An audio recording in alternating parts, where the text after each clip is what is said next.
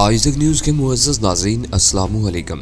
मुअज़्ज़ज़ नाज़रीन ग्राम, इससे पहले आप इस कहानी की 43 एक साथ सुन चुके हैं। अब किस्त 44 मुलाहिज़ा फरमाएं। रुक जाओ वरना गोली मार दी जाएगी। अचानक ढलान के ऊपर सड़क के किनारे से अंधेरे में किसी की तहकमाना आवाज गूंजी। यहाँ से तुम बचकर नहीं निकल सकते। गैर इरादी तौर पर मेरे कदम रुक गए और मैंने अपने साथ सुल्तान शाह को भी एक तनावर दरख्त की ओट में खींच लिया। ये क्या कर रहे हो? सुल्तान शाह ने मुस्तरबाना अंदाज में सरगोशी की। जरा रुके रहो, अंधाधुंध भागते रहे तो पीछे से आने वाली गोलियां चाट जाएंगी। वो अजीब हज़ियानी अंदाज में हंसा। शायद तुम खौफजदा हो गए हो। हम सड़क से काफी दूर आ गए हैं, इतने फासले से उनका बाप भी हमें न देख सकेगा। ये सब गीदड़ भभकियां हैं और तुम वही कर रहे हो जो वो चाहते हैं। मेरे ज़हन से कोहर साफ होने लगी थी। सुल्तान शाह ठीक ही कह रहा था। उस ऐलान के जरिए वो हमें खौफजदा करना चाहते थे ताकि हम पेशकदमी तर्क करके किसी गोशे में छुप जाएं और चंद लम्हों बाद वो पूरी तैयारी के साथ इस घने जंगल में दाखिल हूं तो ज्यादा भाग दौड़ के बगैर आसानी के साथ हम पर हाथ डाल सके। उसी लम्हे बुलंदी पर रोशनी नमूदार हुई और ताकतवर दस्ती सर्च लाइट का हाला मुख्तलिफ समतों में गर्दिश करने लगा, लेकिन हम उसकी जद से खासे दूर थे। मैं फायर कर रहा हूँ, वो मेरी रेंज में है। सुल्तान शाह की आवाज उभरी। हमाकत करने की जरूरत नहीं, मैंने सख्ती से उसे टोका। वो तादाद में कई होंगे। इस वक्त हमारा मसला उन्हें जिक पहुंचाना नहीं बल्कि इस दुश्वारी से जिंदा सलामत निकलना है। वो ऊपर खड़े जायजा ले रहे हैं और शायद अंदर घुसने के लिए तैयार हैं, लेकिन अभी तक हमारे फरार की समत का तयन नहीं कर सके। इस बेयकीनी के बायस वो मुख्तलिफ सिमतों में मुंतशिर होकर आगे बढ़ेंगे। फायर हुआ तो उन्हें हमारी पोजीशन का अंदाजा हो जाएगा और सब सीध बांध कर इसी तरफ खोलेंगे। बात सुल्तान शाह की समझ में आ गई और उसने अपना हाथ झुका लिया। उसी लम्हे चकराती हुई रोशनी के अकब से खट की हल्की सी मगर गूंजीली आवाज के साथ एक शोला नमूदार हुआ और बहुत तेजी के साथ उस खुदरू जंगल के बेकरार सन्नाटे में मादूम हो गया। फिर तो बेआवाज फायरों का एक तसलसल सा कायम हो गया था। वो लोग मोहतात अंदाज में आगे बढ़ने के साथ साथ मुख्तलिफ समतों में बेमकसद फायर कर रहे थे। मुद्दा यही रहा होगा कि हमारी तरफ से भी एक आध जवाबी फायर हो और वो हमारा रुख भांप ले, लेकिन हम दोनों ही खामोशी के साथ चंद सेकंड तक उनके असलहे की बर्बादी का तमाशा देखते रहे। फिर आगे की तरफ कदरे झुककर हत्तुल इम्कान तेज रफ्तारी के साथ आगे बढ़ने लगे। उन इतराफ में अंधेरे की चादर इतनी दबीज थी कि हमारा देख लिया जाना नामुमकिनात में से था, और अगर हमारे नामालूम दुश्मन भी रोशनी का सहारा न लेते तो शायद हमें उनकी मौजूदगी का इदराक भी न हो पाता। लेकिन वो तादाद में हमसे बहुत ज्यादा थे, क्योंकि मुख्तलिफ सिमतों से उनके बोलने की आवाजें आने लगी थी। सड़क से उतरने के बाद शायद वो जंगल में अंदर ही अंदर फैल कर आगे बढ़ रहे थे। बेशतर आवाजें मुगल्लजात और गालियों पर मुश्तमिल थी।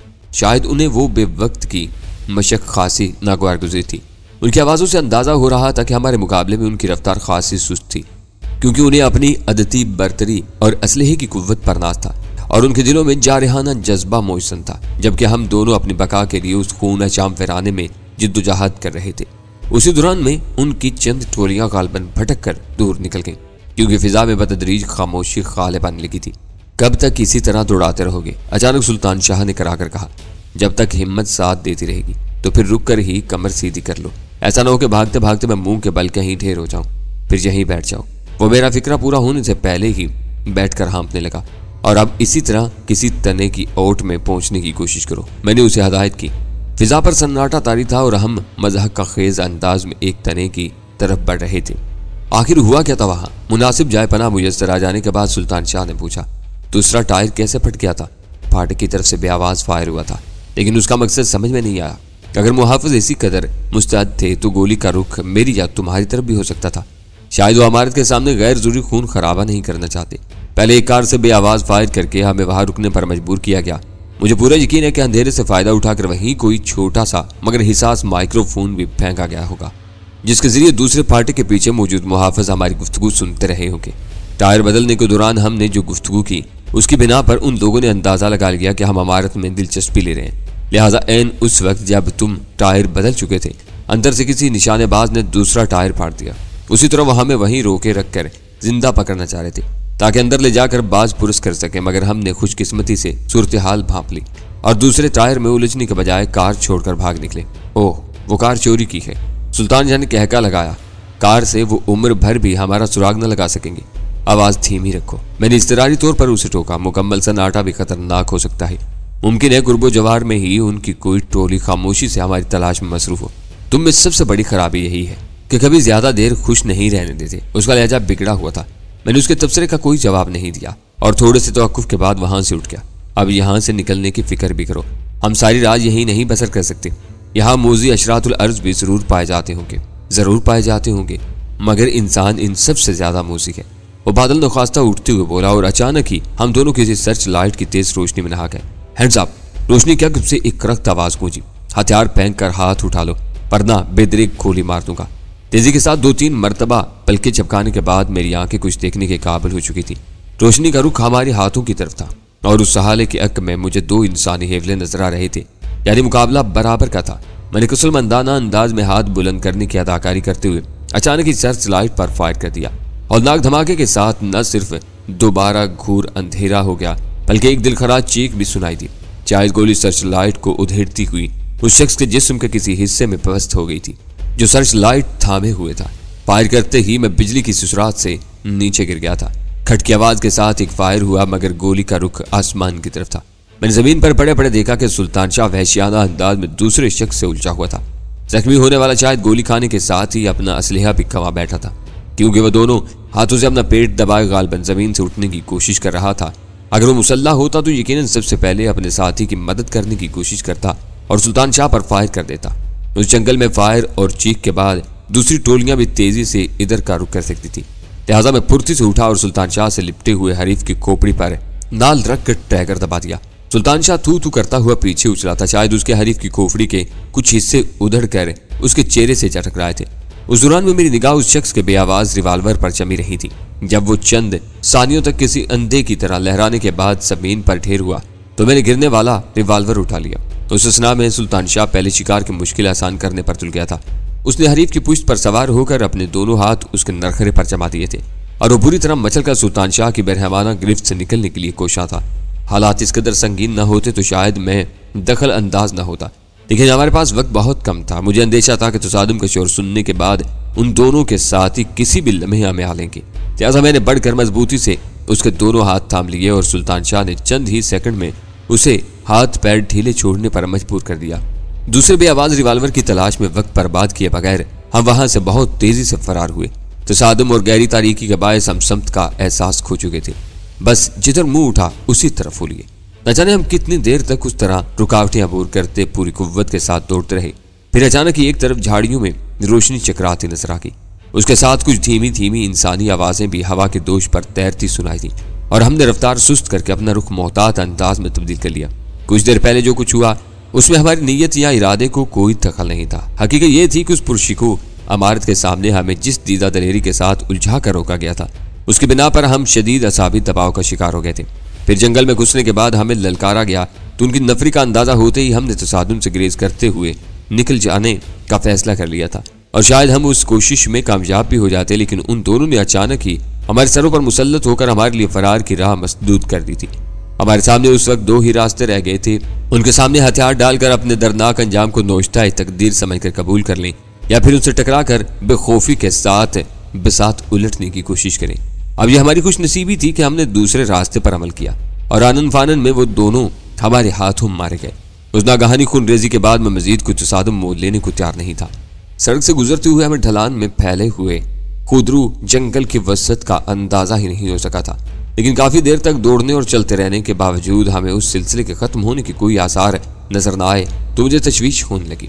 यहाँ तक मुझे इल्म था लाहौर की मुजाफाती आबादियों से मुल्हिक कहीं भी इतना वसी जंगल मौजूद नहीं था, तो क्या हम अंधेरे और अपनी हद से ज्यादा एहतियात के बायस किसी महदूद इलाके में चकराते फिर रहे हैं? मेरे जहन में अचानक ख्याल आया और मैंने फौरन ही सुल्तान शाह पर उसका इजहार भी कर डाला।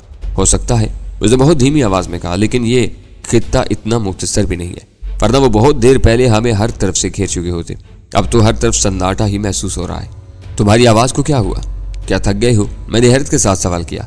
अंधेरे में उसकी तल्ख आवाज उभरी। एक बार ऊंची आवाज में बोलने का नतीजा भुगत चुका हूँ, दूसरे तजुर्बे की हिम्मत नहीं है।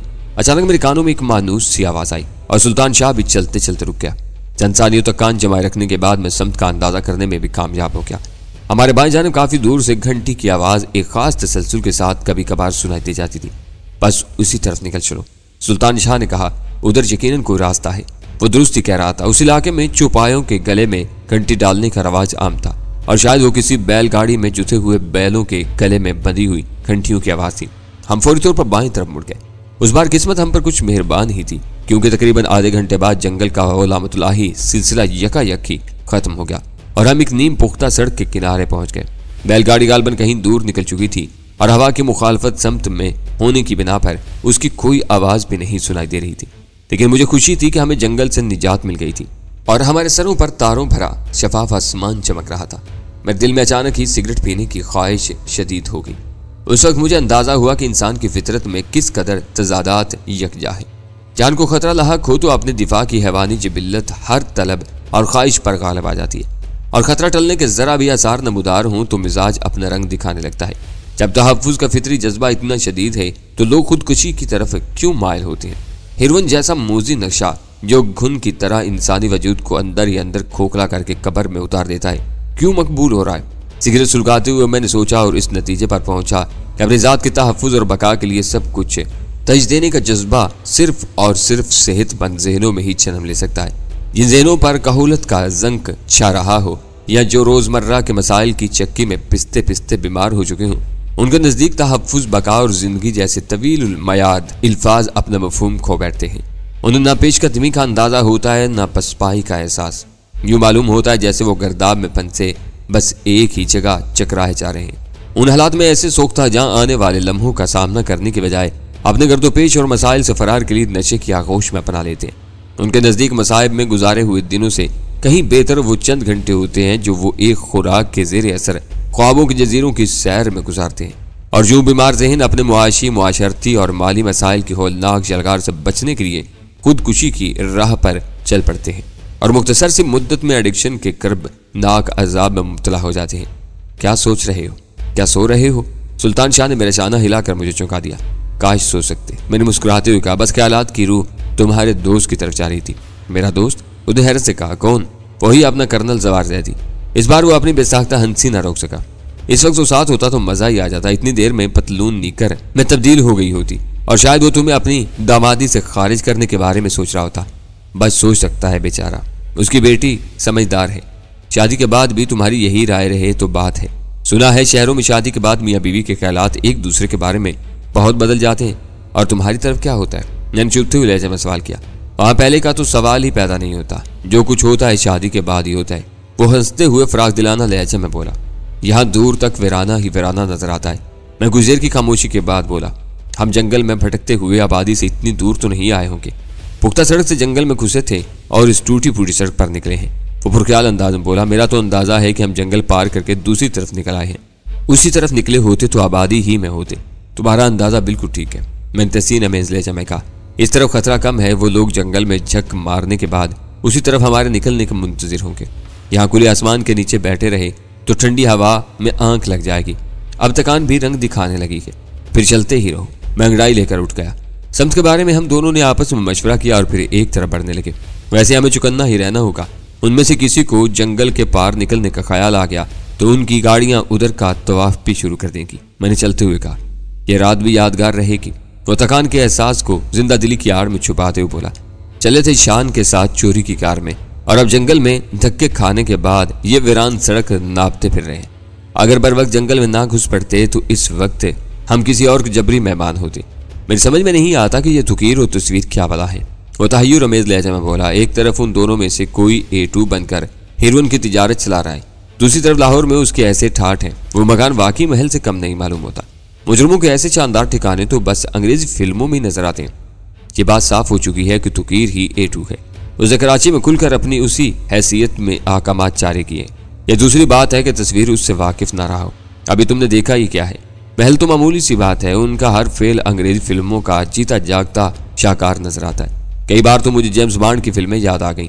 पैगाम रसानी ताकतवर ट्रांसमीटरों से होती है। खुदकार हिफाजती निज़ाम का तजुर्बा तुम्हें पहली बार कासिम के मकान में घुसने पर हो गया था, मैंने फरेरी से लेते हुए कहा। और अभी का तजुर्बा तुम्हारे सामने है। मुझे पूरा यकीन है कि हमारे खुरबो जवार में कोई हिसास माइक्रोफोन फेंका गया था। अभी तक ये सारे तरीके हमारे यहाँ राइज नहीं हुए हैं। हैरत बस इस बात की है कि वो लोग यूं खुलकर शाहाना ठाठ से कैसे रह रहे हैं। सरकारी एहलकार कहाँ सोए हुए हैं? कोई उनकी आमदनी के जराए की पड़ताल क्यों नहीं करता? कहीं वो दोनों माफिया के मकामी सरबराह तो नहीं है? उसे सवाल किया और मैं चौंक कर तारों की छाव में उसे घूरने लगा। वो सादगी से हंस पड़ा। क्या कह दिया मैंने? तुम क्या जानो को माफिया क्या भला है? मैंने संजीदगी के साथ कहा। मैं जाहिल जरूर हूँ डैनी साहब, मगर इतना नहीं जितना तुम समझते हो। तुमसे टकराने से पहले मैं हर दूसरे दिन फिल्में देखता था। अंग्रेजी फिल्मों से मैंने बड़े गुर सीखे हैं। मैं अंग्रेजी नहीं जानता लेकिन एक्शन और म्यूजिक से पूरी स्टोरी समझ लेता हूँ। माफिया पर मैंने बहुत फिल्में देखी हैं। वो लोग सहारा दे दें तो 2 टके के मुजरिम सनतकार, सियासतदान और कारोबारी बन जाते हैं।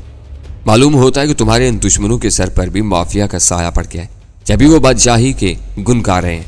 हो सकता है तुम ठीक ही कह रहे हो। मैं उनकी सलाहियतों से अच्छी तरह वाकिफ हूँ। अपनी मेहनत से वो ऐसी काबिल रश्क माली कामयाबियां हासिल नहीं कर सकते थे। A2 मेरे जहन में वो लक़ब किसी बिच्छू के डंक की तरह चुभने लगा। महमूदाबाद के गैर आबाद मकान में एक फरमा बरदार हरकारे से गुफ्तगू के बाद पहली बार मैंने फोन पर राजा सिकंदर अली की आवाज़ सुनी थी और तंजीम के लिए काम करने पर आमादा हो गया था। तारिक, नादर और जहांगीर ने भी उस दिन मेरे साथ ही तंजीम में शमूलियत इख्तियार की थी। उन दिनों हर तरफ चरस का डंका बज रहा था। आलमी शोहरत के मुसव्वर, गुलकार, अदाकार, फनून लतीफ़ा से ताल्लुक़ रखने वाले बेशुमार पेशावर और जवान बागी नस्ल के नुमाइंदे चर्च के नशे में डूबकर अपने फन या अपनी ज़ात का इरफान हासिल करने के दावेदार थे और इस लहर में हम चारों भी चर्च फरोशी पर ममूर कर दिए गए थे। उन दिनों तंजीम मुख्तसर सी थी और शायद अपनी जड़ें फैला रही थी। बतदरीज शहर में चर्च की तरसील और तकसीम के बेशतर कारोबार पर हमारी अजारादारी कायम हो गई थी। ज़ेर ज़मीन दुनिया में हमारे नामों की धाक बैठ गई और मंडी के हरीफों ने समझ लिया कि हमारा रास्ता काटने वाला अपनी गर्दन न बचा सकेगा। वक्त गुजरता रहा, तंजीम तरक्की करती रही। फिर मेरे हाथों पहली बार तिजारती पैमाने पर हीरोइन की फरोख्त की मुहिम के आगाज के लिए मुफ्त पुड़ियां शहर में तकसीम हुई और वक्त को पर लग गए। सैकड़ों से शुरू होने वाला काम करोड़ों को रोंदने पर आमादा हो गया। उसी के साथ एतमाद और मनसब भी मिलता चला गया। लेकिन तंजीम में शिरकत की पहली शाम से खुली बगावत के आखिरी लम्हे तक बार बार यही हकीकत सामने आती रही कि A2 तंजीम का मुख्तार कुल था। उसका हर फैसला अटल और नाकाबिले तनसीख होता था। लेकिन वो A2 क्यों कहलाता था? A1 क्यों नहीं था? अपने कोड के इंतखाब में उसने दूसरे दर्जे का हिंसा क्यों पसंद किया था? मुझे उन सवालात का जवाब कभी न मिल सका और अब फिर जहन में उन ही सवालात की तकरार हो रही थी। अगर वो माफिया या उसी जैसे किसी बैनुल अक़वामी गिरोह का जाल था तो यकीनन A2 यानी तुकीर किसी A1 को जवाब देता और ये जरूरी नहीं था कि A1 हर वक्त उस पर मुसल्लत रहता हो। वो न जाने तुकीर जैसे कितने मकामी सरबराहों पर बालादस्ती रखता हो। जदीद तरीन मवासलाती राब्ते और नित्य नए हिफाजती इंतजामात तुकीर या तस्वीर की बंजर खोपड़ी से हरगिज जन्म नहीं ले सकते थे। मैं जिस कदर सोचता रहा उसी कदर यह ख्याल मुस्तहकम होने लगा कि तुकीर को हाँकने वाला कोई और ही था जो काबिल रश्क मालूमात और ज़हनी सलाहियतों का मालिक था। जब तक मेरे लिए A2 की ज़ात एक सरबस्ता राज बनी रही मैं उस मौजू पर खुल कर ना सोच सका।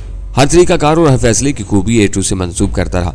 लेकिन तुकीर का राज खुल जाने के बाद मेरे लिए A2 से आगे सोचना नागुज़ीर हो चुका था। वो कौन था, क्या कहलाता था, उसका ठिकाना कहाँ था, उसका तरीका कार क्या था? वो मारा। अचानक सुल्तान शाह ने मुसर्रत आमेज नारा लगाया और फिर मैंने भी मोड़ पर टीलों की ओर से आने वाली रोशनी का इनेकास देख ही लिया। गालबन मुखालिफ सम से कोई गाड़ी हमारी तरफ आ रही थी।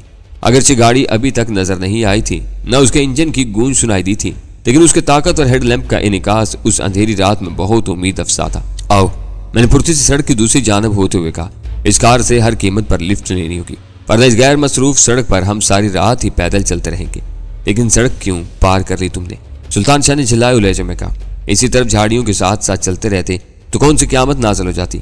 खोपड़ी ठंडी रखो, मैंने उसका चाना थपथपाते हुए कहा। एक मुहिम से खदशे की बिना पर एहतियाती कदम उठा बैठा था।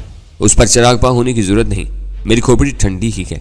वो चिड़चिड़े लहजे में बोला, लेकिन यह एहतियात मेरी समझ से बाल आता रहे कि खुदरू झाड़ियों और जंगल का रुख छोड़कर तुम इधर खुले मैदान की तरफ आ गए हो। कोई बुरी घड़ी आ गई तो सड़क पार करके जंगल तक पहुंचने की मोहलत भी मुश्किल ही से मिल सकेगी। इसे खुला मैदान न कहो, मैंने उसे चिढ़ाने के लिए कहा। हर तरफ छोटे बड़े टीले बिखरे हुए हैं जो बवक्ते जरूरत हमारे लिए पनागाह साबित हो सकते हैं। लेकिन लिफ्ट लेने का मौका आते ही तुम्हें खतरे की क्या सूझी? इब्तिदा उसने झिल्लाए हुए लहजे में की थी, लेकिन दरमियान ही में उसका लहजा बेचान हो गया। फिर वो कदर तवक्कुफ के बाद बोला, ओह, तो क्या तुम्हें शुबा है कि आने वाली गाड़ी में हमारे दुश्मन भी मौजूद हो सकते हैं? एक इम्कान है जिसे नजरअंदाज नहीं किया जा सकता, मैंने सोचते हुए कहा। ये सड़क ऐसी नहीं कि इधर से ज्यादा ट्रैफिक गुजरता हो। मौजूदा हालात में हमें बहुत ज्यादा मोहतात रहने की जरूरत है, तो तुम इस कार से लिफ्ट नहीं लोगे। उसने आगे देखते हुए कहा, जहां रोशनी का इनिकास तेज जरूर हो गया था, लेकिन आने वाली कार सामने नहीं आई थी। अलबत्ता उसके इंजन का हल्का सा शोर सुनाई देने लगा था।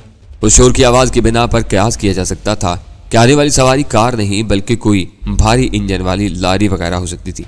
लिफ्ट ना ली तो हमसे बड़ा अहमक कोई नहीं होगा। कम अज कम मैं तो सारी रात पैदल चलने के मूड में नहीं हूँ। अगर वो दुश्मनी ही हुए तो हमें देखती गोली मार देंगे।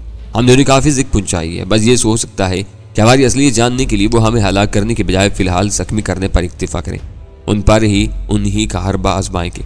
मैंने एक खाड़ीदार टीला नजर आते ही उसकी तरफ बढ़ते हुए कहा, जिस तरह उन्होंने टायर नाकारा करके हमें रुकने पर मजबूर किया था, उसी तरह हम भी कार्रवाई करेंगे।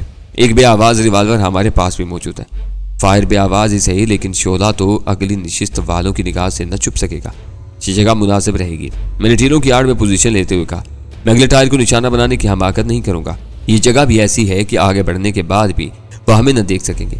मेरा इरादा पिछले टायर को निशाना बनाने का है। उन्हें जेर करने के बाद गाड़ी पर कब्जा किया जा सकता है। अगर आने वाले गैर मुतल्लिका लोग हुए तो टायर की तबाही को इत्तेफाकी हादसा समझेंगे। उनके रद्द-ए-अमल का जायजा लेकर हमें इत्मीनान से बाहर निकल आना होगा और कोई माकूल कहानी सुनाकर लिस्ट ले लेंगे। ये भी हो सकता है कि वो दुश्मन हो और टायर फटने पर खतरा भांप लें। ऐसी सूरत में वो रुकने के बजाय सफर जारी भी रख सकते हैं। पिछले टायर की तबाही ड्राइविंग पर ज्यादा असरअंदाज नहीं होती। अब तो उनके रद्द-ए-अमल ही का इंतजार करना होगा। मैंने सड़क पर नजरें जमाते हुए कहा, यह बात फिर भी समझ में नहीं आ सकी कि तुमने सड़क क्यों अबूर की है। अगर वो मुखालिफ कैंप के आदमी हैं तो दूसरी तरफ फैला हुआ जंगल ही उनकी तवज्जो का मरकज होगा। वो सोच भी न सकेंगे कि उसे छोड़कर इधर टीलों में हम छुपे हुए हैं। ओह, वो आ रहे हैं। गाड़ी के हेडलैम्प नजर आते ही वो इस्तरारी अंदाज में बोल पड़ा और साथ ही उसने अपना पिस्तौल भी संभाल लिया। जीप मालूम होती है। मैंने हेडलैम्प के दरमियानी फासला और उनकी बुलंदी का जायजा लेते हुए कहा, रफ्तार भी खासी सुस्त है। खैर आने दो, देखा जाएगा, लेकिन मेरा इशारा मिले बगैर तुम फायर नहीं करोगे। मैं साइलेंसर लगे हुए रिवाल्वर का जायजा लेने लगा जिसके चैम्बर में 5 गोलियां मौजूद थी। मेरा अंदाजा था कि तसादुम की नौबत आ ही गई तो 5 गोलियां खासी फैसला कुन साबित होंगी। उनके बाद मुझे अपने पिस्तौल पर इंसार करना पड़ा, जिसके लिए हमारे पास खासी तादाद में फाजिल राउंड मौजूद थे। तुम्हारा ख्याल दुरुस्त मालूम होता है। वो अपने चिड़चिड़ेपन पर नादम सा नजर आने लगा। वो दुश्मन ही मालूम होते हैं। सुस्त रवि के साथ जायजा लेते हुए आ रहे हैं। मेरी कोशिश होगी कि पीछे दूसरी समत के टायर को निशाना बनाऊं ताकि उन्हें खतरे का एहसास हो भी जाए तो तवज्जो जंगल ही की तरफ मरकूज रहे। कामयाबी का दारोमदार तुम्हारे निशाने पर है, जो अमूमन बेखता होता है। उसके लबो लहजे से दबे दबे जोश का इजहार होने लगा था। वो यकीनी तौर पर तादाद में कई होंगे। उन्हें संभलने का मौका मिल गया तो सारी रात इसी वीराने में चांद मारी की मशक करते गुजर जाएगी। इस खुशफहमी में भी ना रहना। मैंने उसे मुतनब्बे किया, ये 100% गुरीला कार्रवाई होगी। पहले ही हल्ले में कामयाबी ना हुई तो बर्बादी हमें घेर लेगी। जरा भी चूक हुई तो थोड़ी ही देर में चप्पे चप्पे से उनके आदमी उगल पड़ेंगे। उस इमारत में हिफाजती इंतजामात के लिए कोई निजी फौज भी पल रही हो तो मुझे हैरत न होगी। जीप उस नीम पुख्ता सड़क पर उछलती लहराती आगे बढ़ रही थी। इंजन के शोर और रफ्तार से अंदाजा हो रहा था कि उसे शायद 4 व्हील ड्राइविंग गियर में चलाया जा रहा था। हालांकि उस सड़क पर उस मखसूस गियर की चंदा जरूरत नहीं थी। शायद आने वालों का यह मुद्दा हो के शुबा होते ही जीप को बिला तामुल कच्चे रास्ते या जंगल में उतारा जा सके, क्योंकि इधर उधर का रुख करते ही आम गियर यकीनी तौर पर नाकारा हो जाता है। जो ही मुझे महसूस हुआ कि अब किसी भी हचकोले के साथ जीप के हेडलैम्प की रोशनी हमारी तरफ भी पड़ सकती है तो मैं बेआवाज रिवाल्वर संभाल कर खाड़ी में दुबक गया। रात के सन्नाटे में गाड़ी का शोर गूंजता रहा। उसी के साथ मेरे असाब पर तनाव तारी होने लगा। आखिरकार वो मुहेब मशीनी शोर बिल्कुल करीब आ गया और रोशनी की चादर तैरती हुई आगे बढ़ गई। मैंने खाड़ी में से सर उबार कर देखा तो जीप का हेवला रोशनी के अक्म में बढ़ रहा था। खुली हुई जीप में निशिस्तों पर 4 इंसानी हेवले विराजमान थे। मैंने कोई लम्हा जाया किए बगैर रिवाल्वर की नाल सीधी की और जीप की दाहिनी टेल लाइट के सहारे अकबी टायर का निशाना लेकर फायर कर दिया। घोड़ा चलने का धीमा सा खटका हुआ। मेरे हाथ को झटका लगा और बेआवाज शोला निशाने की तरफ तैर गया। मैं फौरन कमीन गाह में दुबक गया और उसी लम्हे फिजा टायर फटने के पुरशूर धमाके से गूंज उठी। सुल्तान शाह ने इस्तरारी तौर पर मेरा शाहना दबाकर पहली कामयाबी की मुबारकबाद दी, मगर मेरे कान तब्दीलियों पर मरकूज थे।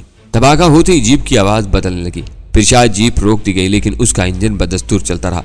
ये कैसे फट गया? इंजन के शोर पर हावी एक करख्त और तहय्युर ज़दा आवाज उपरी। जवाब में किसी नहायत हतकमेज अंदाज में टायर फटने का ताल्लुक माजी करीब में सवाल करने वाले की किसी बुजदिली से कायम कर दिया।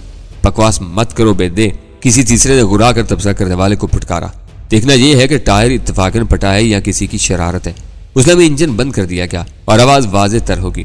शरारत क्या हो सकती है? फायर ही किया होगा ना किसी ने, लेकिन हमने तो कोई आवाज नहीं सुनी। बोलने वाले के लहजे से जाहिर हो रहा था कि अपने साथियों से अपने राय की तायद का ख्वाहा है।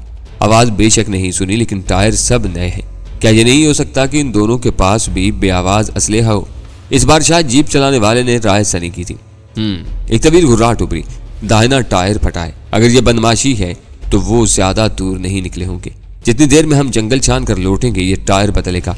क्यों, अकेले बदल लोगे ना? हाँ हाँ, तुम जल्दी करो। वो दूर निकल गए तो फिर रात काली होगी। वही पहली आवाज सुनाई दी और फिर कई दौड़ते हुए कदमों की आवाजें नीम पुख्ता सड़क पर गूंजती हुई कच्ची जमीन में मातूम हो गई।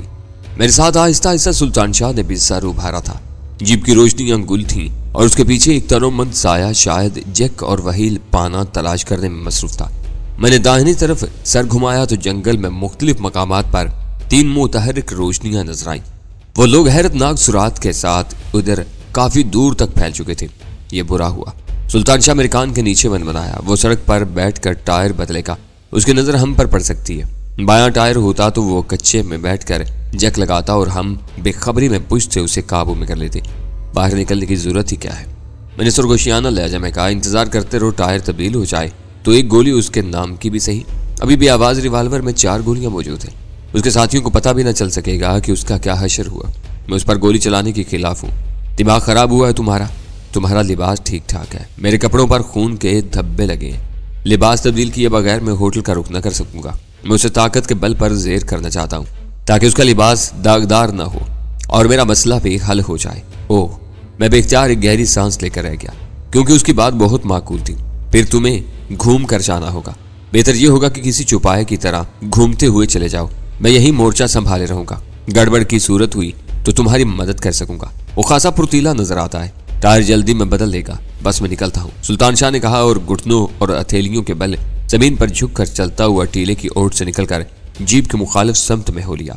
उस टीले की ओट में रहते हुए मैं बेखौफ खतर टायर बदलने वाले पर निगाह रख सकता था, लेकिन अपनी कमीनगाह से निकलने के बाद उसकी निगाहों में आने का खतरा था। लिहाजा मैं वहीं दुबका सड़क की दूसरी जानब किसी छुपाया इंसान के ज़हूर का इंतजार करने लगा। शायद सुल्तान शाह जरूरत से कुछ ज्यादा ही मोहतात था क्योंकि तकरीबन 5-6 मिनट बाद मैंने एक तारीक इंसानी हेवला जीप के ऐन मुकाबिल झाड़ियों से नमूदार होते देखा। शायद सुल्तान शाह सड़क अबूर करने के बाद किनारे किनारे खुदरू झाड़ियों में छुपता हुआ वहां पहुंचा था और उस तरह उसने अपनी हथेलियों को गैर जरूरी मुशक्कत से बचा लिया था। मेरे देखते ही देखते वो झुका और चौपाई की पोजीशन लेकर तेजी से सड़क अबूर करने लगा। उस वक्त जीप का ड्राइवर टायर तब्दील करने के बाद नट लगाने में इतना मुनहमिक था कि उसे अकब से आती हुई मुसीबत का एहसास तक न हो सका। सुल्तान शाह उससे चंद फुट दूर दोबारा अपने कदमों पर खड़ा हो गया। उसका दाहिना हाथ सर से बुलंद हुआ और खटाक की आवाज सुनते ही मैं प्रेरी लेकर रह गया। शायद सुल्तान शाह ने पूरी कुव्वत से अपने पिस्तौल का आहिनी दस्ता ड्राइवर के सर पर रसीद किया था। उसके हल्क से एक मुख्तसर सी बेमानी आवाज निकली और वो वहीं ढेर हो गया। मैंने फौरन ही अपनी जगह से दौड़ लगा दी। सुल्तान शाह अपने शिकार को सड़क से एक तरफ घसीट रहा था। तुम इसके कपड़े बदलो, मैं नट कसता हूँ, मैंने वहील पाना संभालते हुए कहा। अपना लिबास रास्ते में बदल लेना, इसके साथियों के लौटने से पहले यहाँ से भाग लो, वरना यह मौका जाया हो जाएगा। बमुश्किल 3 मिनट बाद मैंने उछलकर ड्राइविंग सीट संभाली और इंजन स्टार्ट करके जीप आगे बढ़ा दी। सुल्तान शाह अपने शिकार के जिस्म से उतारे हुए कपड़े लेकर अगवी निशिस्त पर बैठ चुका था। जीप चौथे गियर में डालते हुए मैं डैशबोर्ड से आने वाली एक आवाज सुनकर चौंक पड़ा। इतनी देर में सुल्तान शाह भी लिबास बदल चुका था, लिहाजा वो भी उछलकर मेरे बराबर वाली सीट पर आ गया। कैसी आवाज थी ये? उसने अपने गिरेबान के बटन लगाते हुए कहा, SO कॉलिंग डोली ओवर। कतरे तहक्कुक के बाद वही मध्यम आवाज दोबारा उभरी तो इस बार मुतवज्जा होने के बायस मफहूम पल्ले पड़ गया और उसी के साथ खाने में रखा हुआ दस्ती ट्रांसमीटर भी नजर आ गया जिस पर रोशन नन्हे से सुर्ख बल्ब से जाहिर हो रहा था कि ऑपरेटर्स मुसलसल ऑन था। मैंने ऑपरेटर्स उठाकर आवाज कदरे बढ़ा दी क्योंकि वो आला मेरे लिए नया नहीं था। उस किस्म का सिग्नल फ्रीक्वेंसी ट्रांसमीटर काफी अरसा मेरे और राजा सिकंदर अली के दरमियान से इस्तेमाल रहा था। पैगाम आ रहा था, लेकिन ये जरूरी नहीं था कि वो जीप पर आने वालों में से किसी के लिए होता। न जाने उस किस्म के कितने ऑपरेटर्स बैक वक्त जेर इस्तेमाल थे। न जाने ये डोली कौन है। मैं आहिस्ता से बुड़बड़ाया। डैशबोर्ड की रोशनियों के निकास में सुल्तान शाह के चेहरे पर हैरत के आसार नजर आए। तुम्हारी आवाज दूसरी तरफ सुनी नहीं गई होगी। इस वक्त ये आला सिर्फ पैगाम वसूल कर रहे हैं। जब तक इसका यह बटन न दबा दिया जाए हमारी आवाज दूसरी तरफ नहीं सुनी जा सकेगी। SO calling duty room over. Operators पर नया पैगाम सुनते ही मुझे खामोश होकर उधर मुतवज्जा हो जाना पड़ा। डोली से मायूस होने के बाद वही आवाज ड्यूटी रूम को कॉल कर रही थी। Duty room online over. लहजा भर के बाद ऑपरेटर्स पर नई आवाज सुनाई दी। हम उन दोनों की तलाश में जंगल के पीछे गश्त पर थे कि स्पार्ट फोर्स से जरा आगे हमारी जीप का एक टायर धमाके से उठ गया। SO कह रहा था। हमें किसी फायर या शरारत के आसार नहीं मिले, लेकिन मैंने डोली को टायर तब्दील करने के लिए छोड़कर करीबी इलाका देख डालने का फैसला कर लिया। उस वक्त हम तीनों अंदर घुसे हुए हैं, लेकिन मेरी बार बार की कोशिशों के बावजूद डोली की तरफ से कोई जवाब नहीं मिल रहा है। ओवर। चाहे तुमने जंगल में दाखिल होकर बदतरीन गलती का इर्तिकाब किया है। दूसरी तरफ से कहा गया, हमारे 2 आदमियों की लाशें मिली हैं, एक का बेआवाज रिवाल्वर भी गायब था। शायद तुम्हारी जीप पर वही आजमाया गया होगा। फौरन वापस लौटो और डोली के बारे में इतला दो। बास नाकामी पर बहुत बरहम है। ओवर।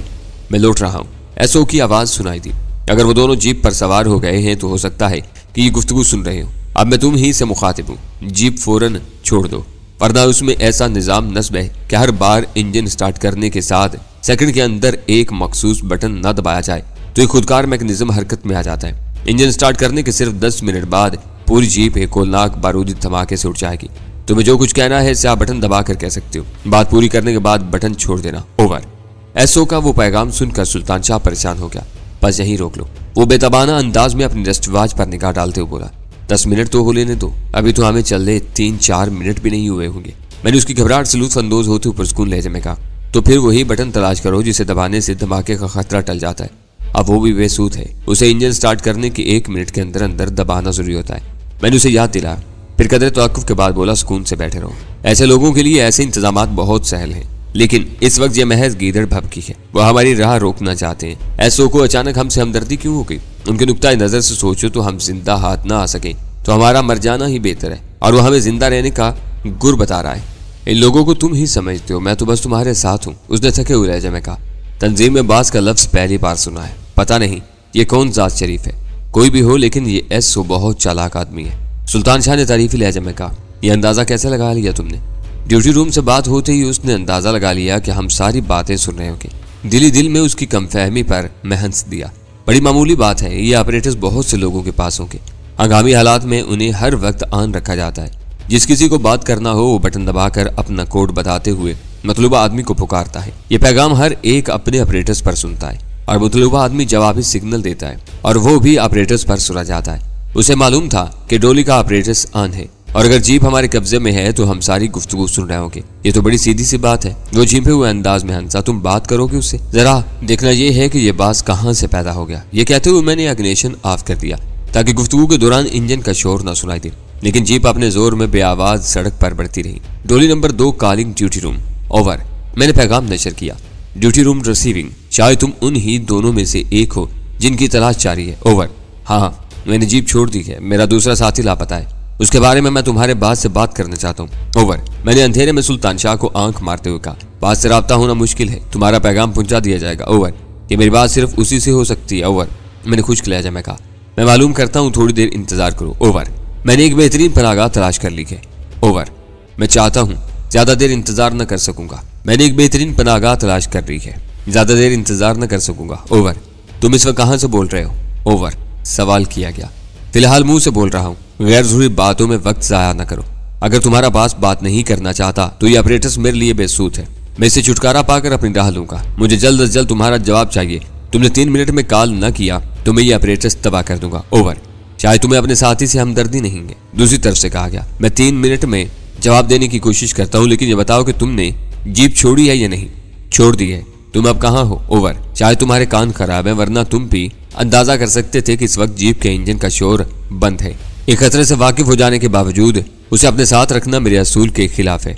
मैं उस जीप से बहुत दूर हूँ, एक ऐसी पनाहगाह में मौजूद हूँ जहाँ तुम्हारे आदमी क़यामत तक मेरा सुराग नहीं लगा सकेंगे। ओवर। तुम जहाँ हो वहीं ठहरो, मैं बास को कॉल करता हूँ। Over and all. मैंने गुफ्तगू खत्म होते ही दोबारा रेंगती हुई जीप का इंजन स्टार्ट किया और गियर डालकर गाड़ी की रफ्तार बढ़ाने लगा। तुम क्या करना चाह रहे हो? सुल्तान शाह ने ताज्जुब अमेज लहजे में सवाल किया। महज उन्हें उलझा रहा हूँ। हम आराम से कमरे में पहुंचकर सो जाएंगे और उनके आदमी सारी रात इधर उधर वीराने में हमारी तलाश में भटकते रहेंगे। वो तो जाहिर है, लेकिन मेरा सवाल ट्रांसमीटर के बारे में था। क्या तुम वाकई उसे तबाह कर दोगे? क्या मैं इस कदर अहमक नजर आता हूँ तुम्हें? मैंने शगुफ्ता लहजे में सवाल किया।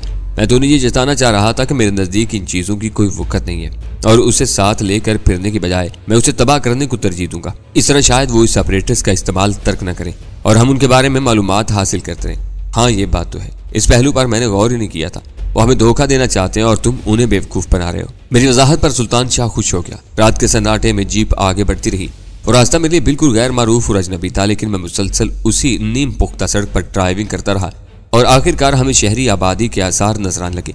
उस दौरान वो सुल्तान शाह खासा मुस्तरिब रहा था। उसकी निगाहें बार बार अपनी रिस्ट वॉच का जायजा ले रही थी, लेकिन मैं उस बारे में खामोश ही रहा। वैसे मुझे अंदाजा था कि वो वक्त के हवाले से 2 बातों का मुंतजिर था।